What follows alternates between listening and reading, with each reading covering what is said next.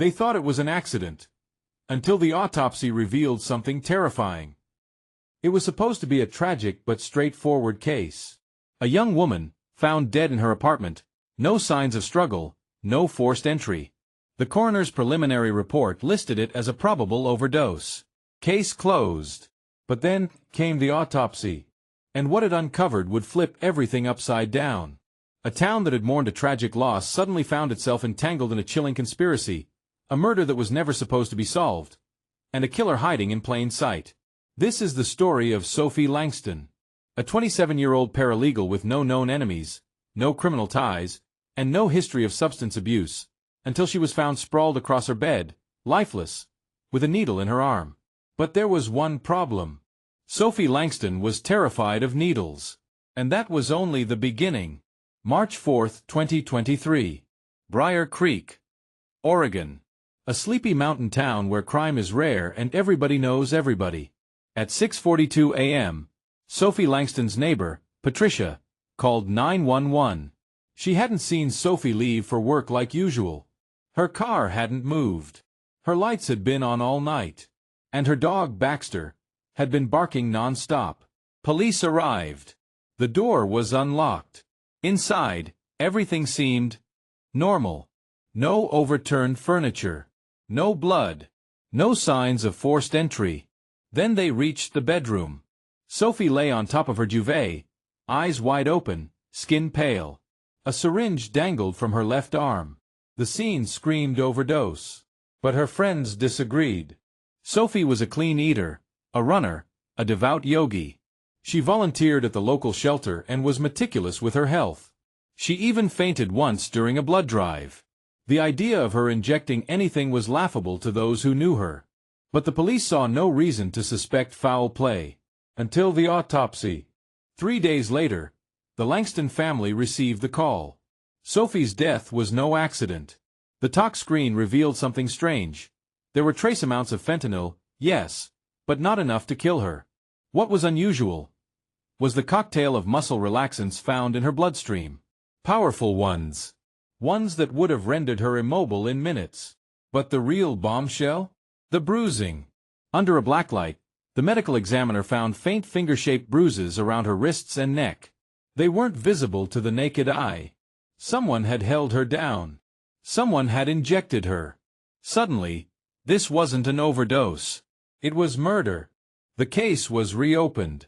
Police started combing through Sophie's recent life. But everything looked normal. Too normal. No break-ins. No signs of struggle. But then came the first inconsistency. The dog. Neighbors reported that Baxter barked only when strangers were near the house. But on the night of Sophie's death, no one heard barking until early the next morning. Which meant whoever entered the house, Baxter knew them. Then came the second clue. Sophie's phone. Her last text, sent at 10:14 p.m., read, "He's here. Gotta go." To whom? Her best friend, Emily Dawson. And when police asked Emily who he was, her answer stopped everyone cold. "I thought she meant her ex. But she broke up with him months ago." That's when police dug deeper into Sophie's recent calls and found something terrifying. Between 9 p.m. and 10 p.m., she had made 7 phone calls to a blocked number. And all of them lasted less than 5 seconds. Police turned their attention to Sophie's ex-boyfriend, Matt Camden. A charming fitness instructor with a short fuse and a long history of failed relationships. But here's where things got even stranger.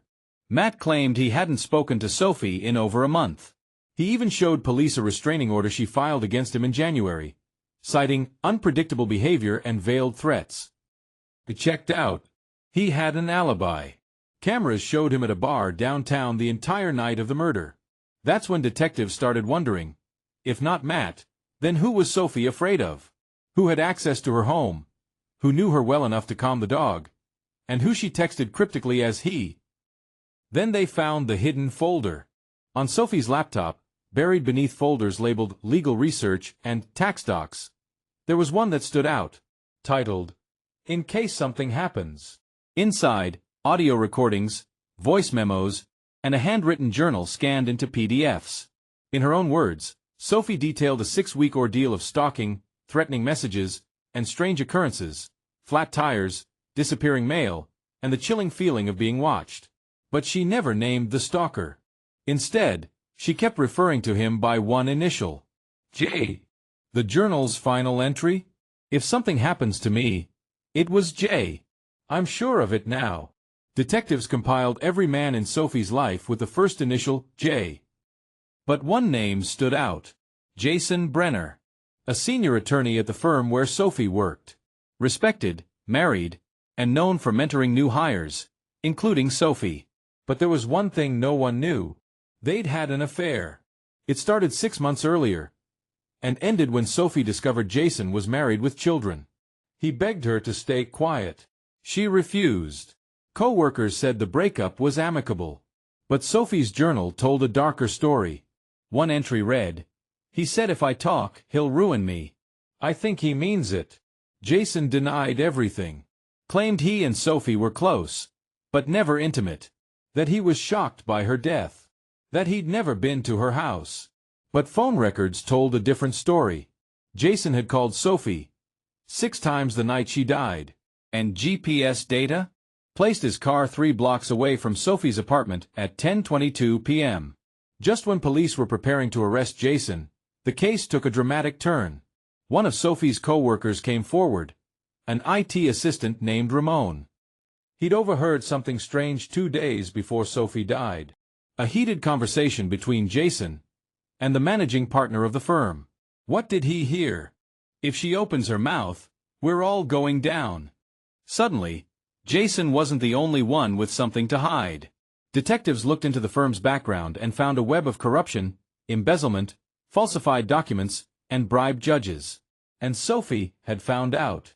She wasn't just a paralegal. She'd been building a case. The "in case something happens" folder was just the tip of the iceberg. On her encrypted flash drive, recovered from her safe, were dozens of internal documents and memos, implicating at least 4 attorneys in federal crimes.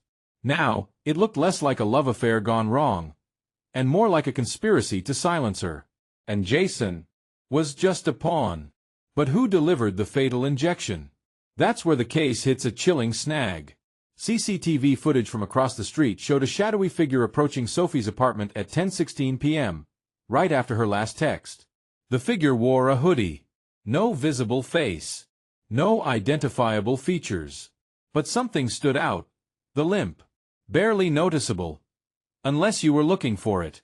Ramon, the IT guy, remembered something. A janitor at the firm, Jeff Mott, walked with a limp from a construction injury. Quiet. Forgettable. Always lurking around after hours. Jeff hadn't shown up for work in 3 days. When police finally found him, he was in a motel 50 miles out of town. And what they discovered inside that motel room would send shockwaves through the entire case. Lying on the motel bed was a duffel bag. Inside, burner phones, $12,000 in cash, gloves, a vial of fentanyl, and a syringe. But that wasn't the worst part. Folded neatly at the bottom of the bag was a blood-stained blouse. A blouse that belonged to Sophie Langston. Jeff was arrested on the spot. But in the interrogation room, he said something that turned everything on its head. "You think I killed her? No. I was paid to scare her. That's all. But someone got there before I did." He paused, looked straight into the camera, and said, "You should be looking at her boss. Not Jason. The other one. The one who signs the checks." So who really killed Sophie Langston?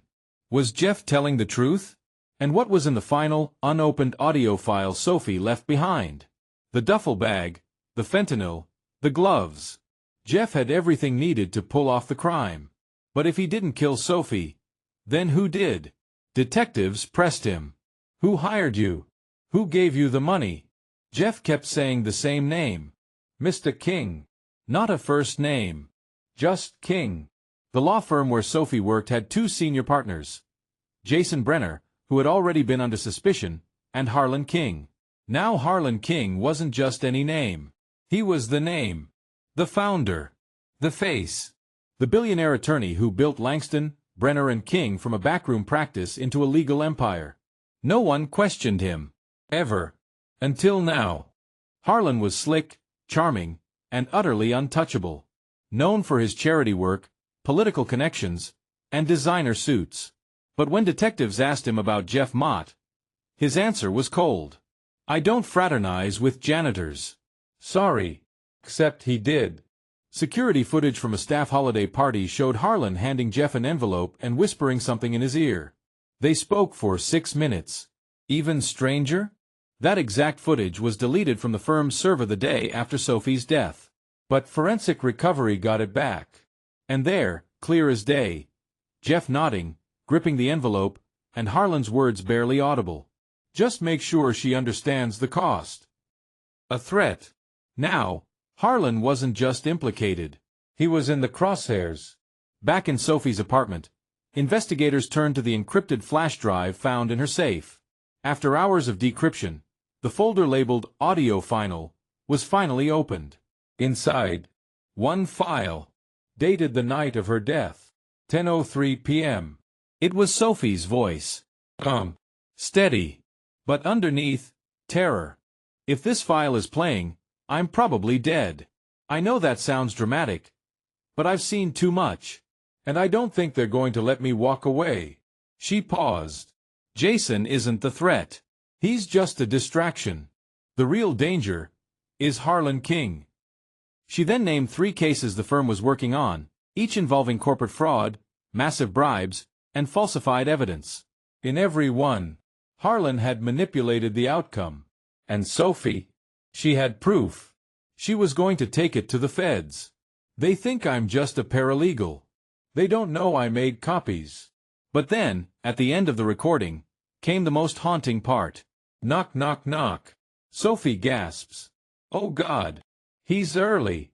End of file. With the audio leaked to the FBI, the case exploded. Harlan was subpoenaed. The media descended. Protesters camped outside the law firm. And still, Harlan denied everything. This is a smear campaign. Sophie was emotionally unstable. Look at her history. Only, there was no history. Sophie's medical records were clean. But now, someone had inserted psychiatric notes into her digital file, labeling her paranoid and obsessive. Forgery. And who had access to that system? Emily Dawson. Sophie's best friend. The same Emily Sophie texted on the night of her death. The same Emily who told police she hadn't spoken to Sophie in days. Lie after lie started to unravel. Turns out, Emily wasn't just a friend. She was also Harlan King's executive assistant. A job she got 6 months earlier, right around the time Sophie started investigating the firm. Coincidence? Detectives didn't think so. They traced an email from Emily's account to the firm's IT team, dated 2 hours after Sophie's body was found. The subject line? Purge all devices. Legal urgency. Do not delay. The request? A remote wipe of Sophie's work laptop. Fortunately, the IT team never executed it. But Emily's fingerprints were all over it. Confronted with the evidence, Emily broke down. In a quiet voice, she admitted, yes, she worked for Harlan. Yes, she kept tabs on Sophie. But she swore she didn't know he was planning to kill her. He told me Sophie was going to embarrass the firm, that she was unstable, that I needed to protect her reputation by deleting anything that could make her look bad. Then came the biggest bombshell of all. Emily said Sophie was never supposed to be alone that night. I was supposed to be there. I was on my way. I had the dog treats in my bag. But I turned around. Why? Because Harlan called her. He told me to come to his house instead, that he needed to talk damage control. I thought it was about Jason. I didn't know. She trailed off. Then she looked up at detectives and whispered, Harlan has a panic room. A private vault. Everything's in there. Records, footage, proof. A midnight raid was authorized. SWAT stormed Harlan King's luxury estate, but he was gone. No staff, no family, no trace, except for the vault. Hidden behind a false wall in his wine cellar, it took 6 hours to break the lock. Inside were rows of hard drives, labeled by year, case names, client initials, And in one box, a vial. Same make. Same label. Fentanyl citrate. Identical to what was found in Sophie's bloodstream. But that wasn't all. There was also a GoPro. Still intact. Police played the final video file, and what they saw would never be released to the public. The timestamp? March 4, 2023. 10:18 p.m. It showed Sophie, tied to a chair, conscious, breathing heavily. A figure stood in the corner, masked. And then, Harlan stepped into frame. In the footage, Harlan paces slowly, calmly, as if conducting a meeting. I told you to stay quiet, Sophie. I told you there are rules in this world. Now look where your ambition got you. She stares at him, defiant, tears streaming. I made copies. Harlan stops. You didn't. She smiles. They'll come for you. Then, off camera, someone hands him a syringe. He steps forward, and the screen goes black. The footage, now in federal hands, triggered a full-scale manhunt. Harlan King had vanished. Private jets, offshore accounts, shell companies, everything carefully orchestrated for a disappearance. Interpol got involved.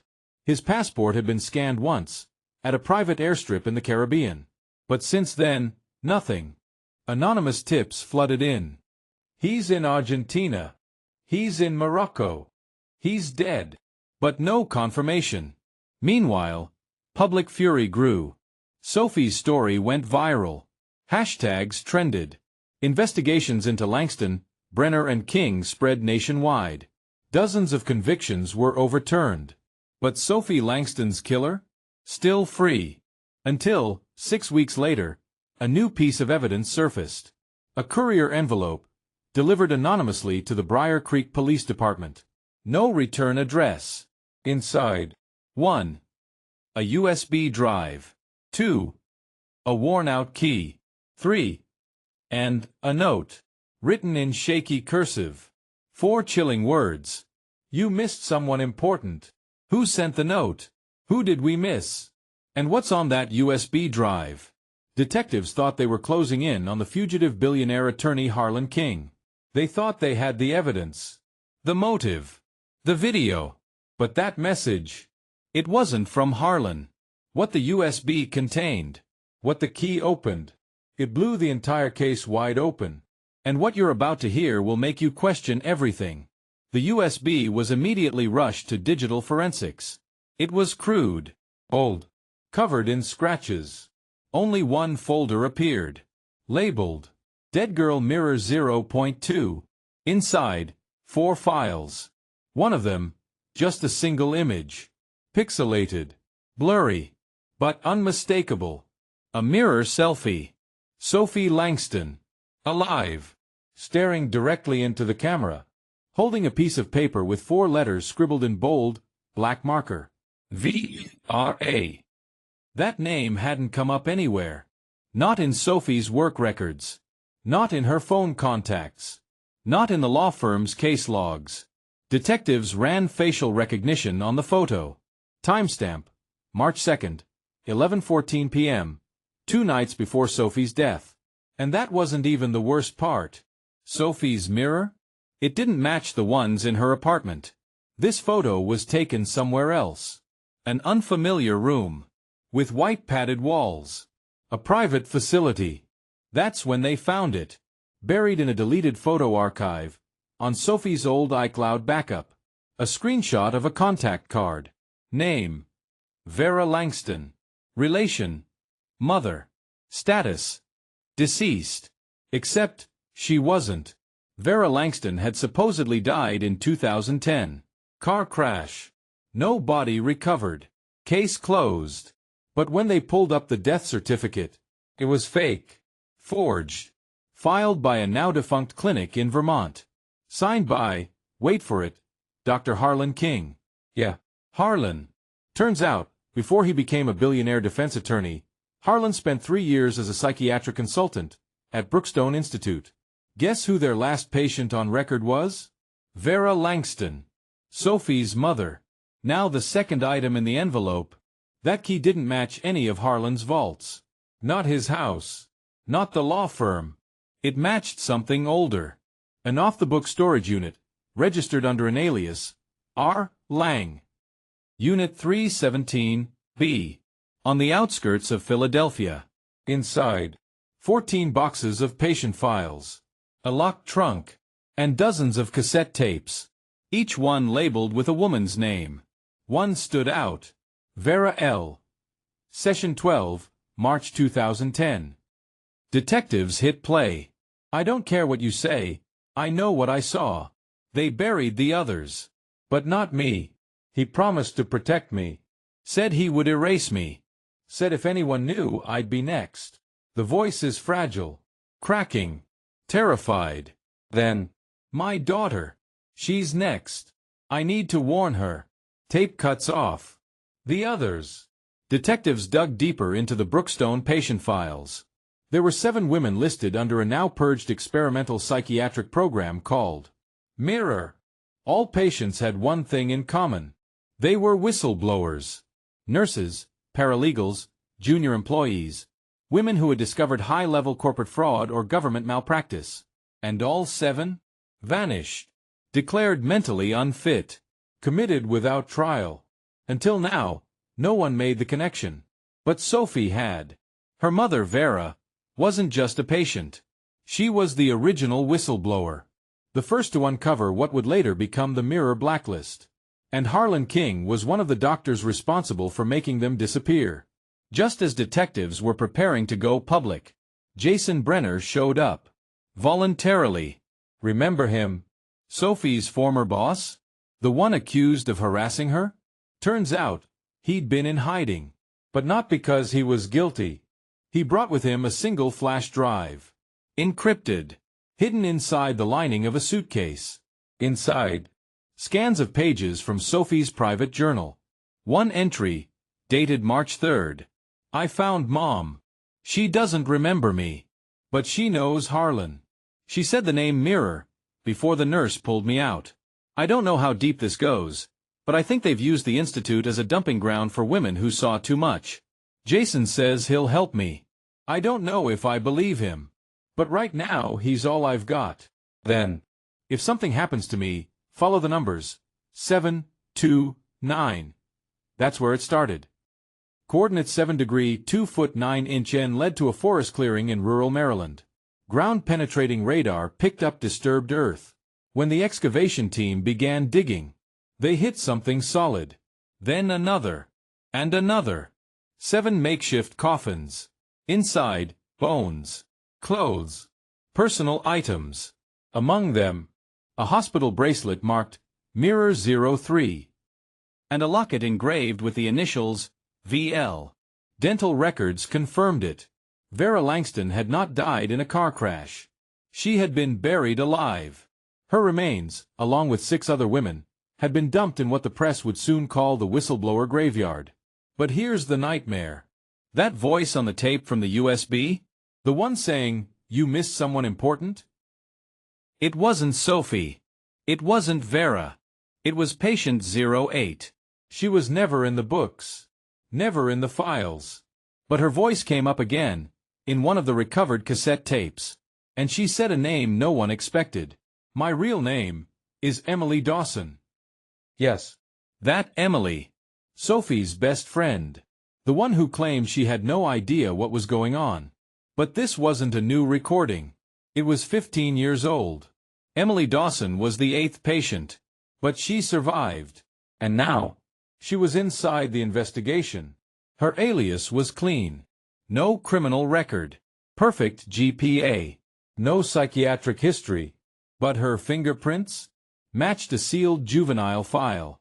A violent outburst in 2009 at a facility in Vermont. Brookstone. It was all connected.